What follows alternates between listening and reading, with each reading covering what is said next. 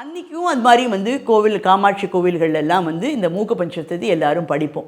ஏன்னா அவ்வளோ காமாட்சியை வர்ணிச்சிருக்காரு. அதனால் 500 ஸ்லோகமாக இருந்தால் கூட அது ரொம்ப அழகாக இருக்கும். அது வந்து நாங்கள் எல்லோரும் உட்காந்து படிப்போம். அங்கே உட்காந்துட்டு முன்னாடி அந்த இடத்துல சொல்லிவிடுவோம். அது கிட்டத்தட்ட ஒரு 4 hours ஆகும். அதனால் என்ன பண்ணுவோம், காத்தால ஒரு 8 மணிக்கு எல்லோரும் அசம்பிள் ஆனோம்னா 8:15 ஆரம்பித்தோம்னா ஒரு 3 ஹெட்டிங் பண்ணுறதுக்கு ஒரு 11-11:15 ஆகும்.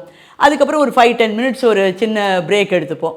ஏதோ யாராவது கொஞ்சம் ரிஃப்ரெஷ் பண்ணிக்கணும்னா கொஞ்சம் தண்ணி கிண்ணி குடிச்சிக்கணும் அப்படின்னாக்க பால்கள் இது பண்ணி எல்லாருக்கும் கொஞ்சம் கொடுத்துட்டு அதுக்கப்புறம் அடுத்த 2 இதை வந்து பண்ணிச்சு ஒரு 1.5 hours அது முடியும். ஸோ 12:30 மணி 12:45 முடிஞ்சது தீபாராதனை பண்ணி அங்கே சாப்பாடு எல்லாருக்கும் இது பண்ணி பண்ணுவாங்க. ஸோ அந்த மூக்க பஞ்சத்தையும் விசேஷம் இந்த 3 இது தான் வந்து பெரியவாள்லாம் வந்து சொல்கிறது பண்ணுங்கன்னு. இது தவிர காமாட்சி விருத்தம்னு இருக்குது, காமாட்சிக்கு சுப்பிரபாதம் இருக்குது, காமாட்சி கவச்சமும் இருக்குது. ஸோ இந்த கவச்சம் நான் சொன்ன மாதிரி இந்த சஷ்டி கவச்சம் மாதிரியே நம்மளுக்கு எப்படி கவச்சமாக காமாட்சியை நம்மளை கூப்பிட்டுக்கிறோம் அப்படிங்கிறது தான் அந்த இது. விருத்தமும் அதே மாதிரி அவளுடைய என்ன சொல்கிறது பரிமாணங்கள் எல்லாம் சொல்கிறது.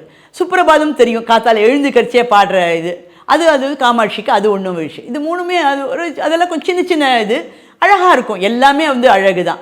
ஆனால் இப்போ இது வந்து இப்படி தான் அப்படி தான் இல்லை.